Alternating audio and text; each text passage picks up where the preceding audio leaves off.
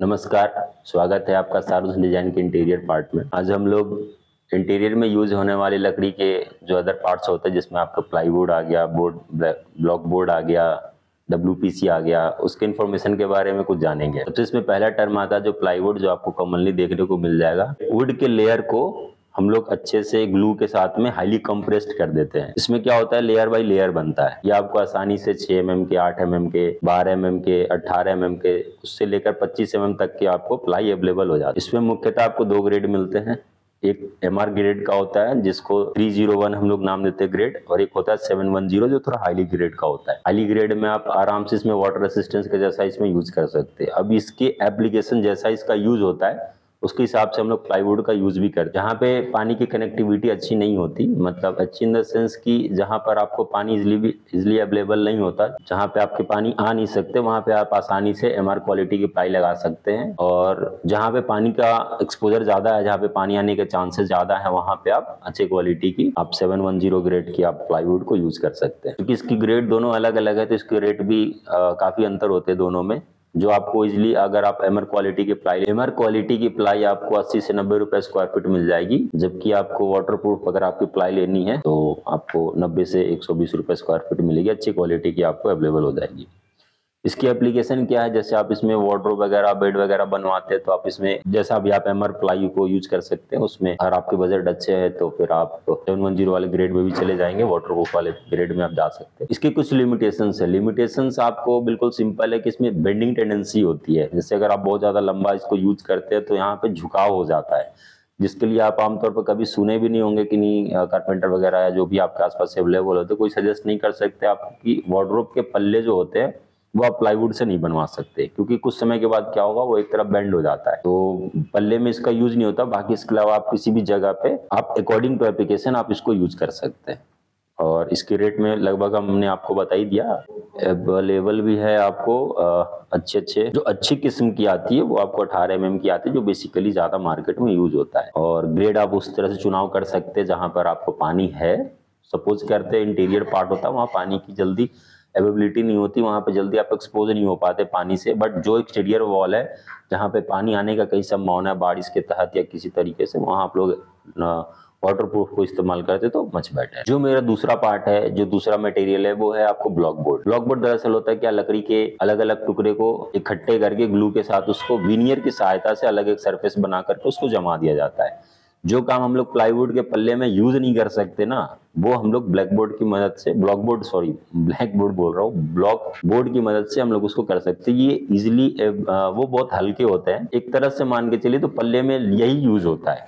आपको 90% केस में आपको यही यूज होगा, पल्ले में हम लोग इसको यूज कर सकते हैं। इसको भी बनाने के वही प्रोसेस है कि इसमें लकड़ी के टुकड़ों को आपस में ग्लू के सहारे जमा दिया जाता है और हाईली कंप्रेस करके इसको बना दिया जाता है। मार्केट में ये आपको 19 mm, 25 mm और 30 mm के अवेलेबल है। अकॉर्डिंग टू नीड हम लोग इसको यूज करते हैं। इसमें सबसे खासियत ये होती है कि इसमें लाइट वेट होता है। और 8x4 का जो बोर्ड आता है, 8x4 को 19 mm का, ये आपको 30 से 32 किलो का पड़ता है। तो चूंकि प्लाई वाला जो सेगमेंट होता है वो आपको 35 से 45 किलो के बीच का आता है, तो वो थोड़ा हेवी हो जाता है। बट इस केस में क्या आपको 30 से 32 किलो ही आता है 8x4 का, तो आप इसको पल्ले में यूज कर सकते हैं। इसकी बेंडिंग टेंडेंसी प्लाईवुड के अपेक्षा बहुत कम होती है। बट इसकी लिमिटेशंस है। लिमिटेशंस यही कि ये पानी में बहुत जल्दी खराब होते हैं, प्लाईवुड से भी। प्लाईवुड में अगर आप MR क्वालिटी के लिए और ये ले तो ये जल्दी खराब हो जाएंगे आपको, इसलिए ये बेसिकली शटर में ही इसका यूज किया जाता है। इसमें भी आपको 2 ग्रेड अवेलेबल है, एक 301, एक 710। बिल्कुल वैसे ही 301 थोड़ा लो क्वालिटी है, और 90% या 99% आप 710 वाला ही प्रेफर करें तो मच बेटर है। जो मेरा तीसरा मटेरियल है वो है WPC, वुड पॉलीमर कंपोजिट। ये प्लास्टिक की बनी हुई प्लाईवुड होती है, या प्लास्टिक का बोर्ड बोल सकते हैं इसको। हम लोग नॉर्मल भाषा में इसको प्लास्टिक का बोर्ड ही बोलते हैं। प्लास्टिक होने की वजह से इसमें आपको कभी टर्माइट नहीं लगेगी, और प्लास्टिक के होने के कारण ही इसमें ये पानी से ना गलेगा, ना सड़ेगा, ना खराब होगा, ना फूलेगा। इसका मेनली पर्पस, चूंकि ये प्लास्टिक से बनी हुई है, तो इसका मेनली पर्पस हम लोग वो हिस्सा जो पानी के एक्सपोजर में है, जैसे अटैच बाथरूम होता है उसमें आप इसको यूज कर सकते हैं। वैनिटी अगर बनी हुई है तो वहां पे आप इसको यूज कर सकते हैं। एक्सटीरियर वॉल जहां पानी का बहुत ज्यादा एक्सपोजर है, आप इसको वहां यूज कर सकते हैं। उस जगह पे जहां पे डायरेक्ट एक्सपोजर होता है वाटर का, आप उसको आसानी से यूज कर सकते हैं। इसकी अभी करंट में आप देखेंगे तो CNC जाली में ये अच्छे खासे यूज किए जाते हैं क्योंकि इसकी वाटर रेसिस्टेंस अच्छी होती है, वाटर में खराब होते ही नहीं है ये, इसीलिए सीएनसी जाली वगैरह भी आजकल इसकी बनाई जा रही है। इसकी डेंसिटी की बात करें तो 0.55 mm से ऊपर ही आपको ये मिलता है। इसकी कॉस्टिंग 18 mm की अगर आप लेने जाते तो 180 रुपए से लेकर के 200 रुपए तक ये अवेलेबल है मार्केट। तो इस केस को अगर हम देखते हैं तो ऐसा हम लोग सोच सकते हैं कि क्यों नहीं हर जगह हम लोग WPC ही लगाएं, हम लोग पानी तो कहीं भी आ सकता है, बट ऐसा नहीं है। इसमें एक लिमिटेशन भी है और लिमिटेशन यही है कि इसमें स्क्रू होल्डिंग कैपेसिटी बहुत कम होती है। अब प्लाईवुड में या फिर बोर्ड वगैरह में आप देखोगे तो वहाँ पे आपके स्क्रू को स्टिक करके रखना या फिर उसको अपने आप में वो होता है ना पकड़ बना के रखना, वो उसमें होल्डिंग कैपेसिटी होती है, बट इसमें अच्छी नहीं होती। तो कुछ समय के बाद ये लूजन वगैरह हो जाते हैं, तो बहुत ज़्यादा भी इसका यूज़ नहीं किया जाता है। लेकिन फिर भी जहाँ पे आपका वाटर का जहाँ पे ज़्यादा एक्सपोजर है वहाँ पे आप इसको WPC को आराम से यूज करें। हमारा अगला मटेरियल है MDF या HDF, medium density fibre would, और HDF को देखें तो high density fibre would. Medium density fibre would में क्या होता है कि फाइबर को हम लोग क्रश करके उसको केमिकल और ग्लू के साथ में उसको मिला करके उसकी शीट बना देते हैं। इसमें क्या होता है, ये आपको अवेलेबल होता है 3 mm से, ये शुरू हो जाता है 3 mm 5 mm से लेकर के 18 mm तक का ये यूज में आता है, और ये इतनी मोटी मिलती है आपको। इसका बेसिकली जो यूज किया जाता है ये क्वालिटी में बहुत हाई नहीं होती। इसका बेसिकली जो यूज हम लोग भी करते हैं वो ऐसा है कि सपोज करते हैं कहीं पे मेरे को एक्राइलिक शीट वगैरह है, वो मेरे को प्लाईवुड में स्टिक करनी है साथ में, उसके साथ ग्लू के साथ में मैं उसको चाह रहा हूँ कि अगर बिल्कुल स्टिक कर दूं, तो केस क्या होता है कि प्लाईवुड कभी भी पूरा फिनिशिंग नहीं होती, वो थोड़ी बहुत अगर हम लोग उसको स्टिक करते हैं और जब उस पर लाइट आता है तो कहीं उभरी हुई कहीं बाहर निकली हुई ऐसे दिखाई देने लगती है। तो वैसे फिनिशिंग के लिए हम लोग को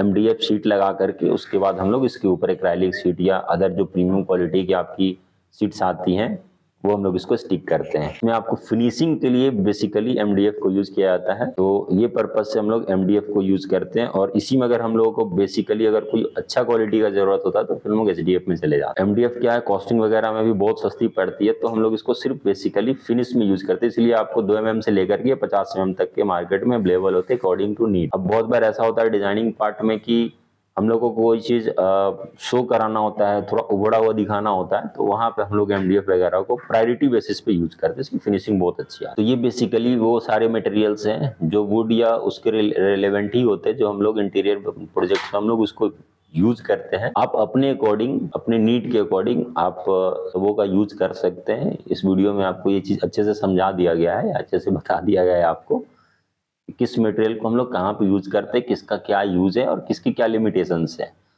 अगर हर प्रोडक्ट में कोई लिमिटेशंस नहीं होती तो मेरे को दूसरा प्रोडक्ट की कोई जरूरत ही नहीं होती। इन बातों को आप बेसिकली ध्यान रखेंगे, और जो भी आप प्रोजेक्ट वगैरह अपना करवा रहे हैं या कोई इंटीरियर का काम अगर आप करवा रहे हैं तो आप खुद भी मटेरियल सिलेक्शन कर सकते हैं कि मेरे को किस पोर्शन में कौन से मटेरियल को यूज करना चाहिए। तो इस वीडियो में इतना ही।